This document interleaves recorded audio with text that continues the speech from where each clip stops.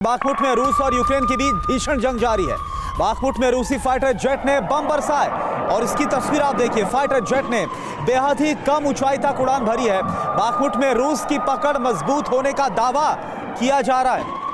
तो देखिए बाखमुट की जंग अब और किस तरह से भीषण हो रही है, इस पर और डिटेल आपको देते, लेकिन इससे पहले आपको याद दिला दें कि सोलेडर पर पहले ही कब्जा करने का जो दावा है वो किया गया है और बाखमुट में भी जो वैगनर ग्रुप है जो कि रशिया के लिए लड़ रहा है उसकी तरफ से भी एक के बाद एक जो एयर स्ट्राइक्स है उसको अंजाम दिया जा रहा है। ये तस्वीरें हमने आपको दिखाई, लेकिन बाखमुट को समझना बहुत जरूरी है कि बाखमुट में रूस यूक्रेन के बीच जो भीषण जंग चल रही है आखिर वहां पर हालात क्या है, इसको आप जरा समझ लीजिए। बाखमुट में विध्वंस कैसे देखने को मिल रहा है। बाखमुट में रूस यूक्रेन के बीच इस वक्त भीषण जंग चल रही है। रूसी सेना और जो रूस के साथ लड़ रही है वैगनर ग्रुप, ये दोनों यूक्रेन के इस युद्ध में शामिल हैं और लगातार स्ट्राइक्स को अंजाम दे रहे हैं, हमलों को अंजाम दे रहे हैं। रूस का दावा क्या है? बाखमुट में हमारी सेना इस वक्त काफी मजबूत है। हालांकि एक वक्त वो भी आया था जब बाखमुट पर कब्जे का दावा भी किया जा रहा था, लेकिन इसको सिरे से खारिज किया था यूक्रेन ने। जर्मनी का दावा, रूस के कब्जे से परिणाम बेहद ही गंभीर यहां पर हो जाएंगे,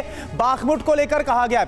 अब आप समझिए कि बाखमुट बहुत जरूरी क्यों हो रहा है, चाहे वो रूस हो या फिर यूक्रेन के लिए बचाना क्यों जरूरी हो रहा है। रूस के बॉर्डर से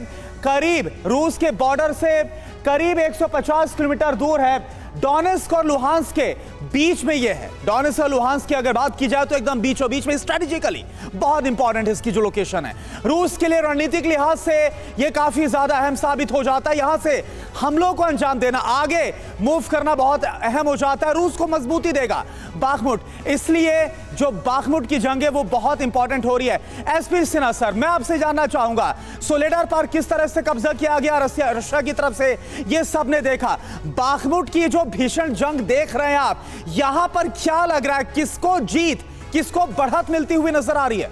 देखिए, सबसे पहले तो बाखमुट का जो जियो स्ट्रेटेजिक महत्व है वो समझने की जरूरत है। ये गेटवे टू रूस है। ये जो क्षेत्र है ये गेटवे टू रूस है। यदि इस पर पूरी तरह से कब्जा कर लेता है यूक्रेन तो आप समझिए कि रूस के द्वार तक वो खतरा ले जा रहा है। तो ये रूस को कहते ही बर्दाश्त नहीं होगा। तो बाखमुट जो है वो डू और डाई सिचुएशन है। रूस किसी भी हालत में नहीं चाहेगा कि ये थ्रेट उसके पास, उसके द्वार पे खड़ा हो जाए। तो दोनों देश समझ रहे हैं जियो स्ट्रेटेजिक इंपॉर्टेंस और दोनों देश शक्ति का। लेकिन सिंह सर देखिए ना, बाखमुट में तो बड़ी चुनौती रूस को दे रहा है यूक्रेन, क्योंकि वहां पर लगातार पलटवार भी हो रहा है, हमले भी हो रहा है। इतनी मुश्किल हो गई है कि रूस पर पूरे तरीके से बाखमुट पर कब्जा कर पाना भी मुश्किल सा लग रहा है। देखिए, यहाँ पे दो बातें जो इससे पहले की भी है बात, मैं ये बताना चाहता हूँ कि ये सारा कुछ जो हो रहा है नेटो के द्वारा सिंबॉलिक है। यहाँ केवल जेस्चर चल रहे हैं और इनमें आपस में वो आपसी ख्याल उतना अच्छा नहीं है। और इसी के कारण अब देखिए ना, जब युद्ध शुरू हुआ था यूक्रेन ने क्या कहा था कि केवल मुझे 1% जो नेटो का एयरक्राफ्ट मिल जाए, टैंक्स मिल जाए और आर्टिलरी इक्विपमेंट मिल जाए तो हम ये युद्ध जीत जाएंगे। खैर वो तो बड़ी बात थी, उसमें कितनी देरी कर दी इन सब सप्लाईज में, और अभी क्यों देरी हो रही है इन सारी सप्लाईज में? क्यों? क्योंकि इनमें एकता नहीं है, नेटो में एकता नहीं है। अच्छा, जब बात आई बाखमुट पे, देखिए बाखमुट इसके ज़ैपोरिज़िया के ईस्ट में है और जैसा साहब ने बताया, और ये बहुत ही मिनरल रिच एरिया है। और इसके अलावा आपने देखा सोलेडार जो कि 200 किलोमीटर लंबी जो इनकी सॉल्ट माइंस है उससे लगता हुआ है। तो ये इनकी स्ट्रेटेजिक इंपॉर्टेंस उस तरह से तो है ही है।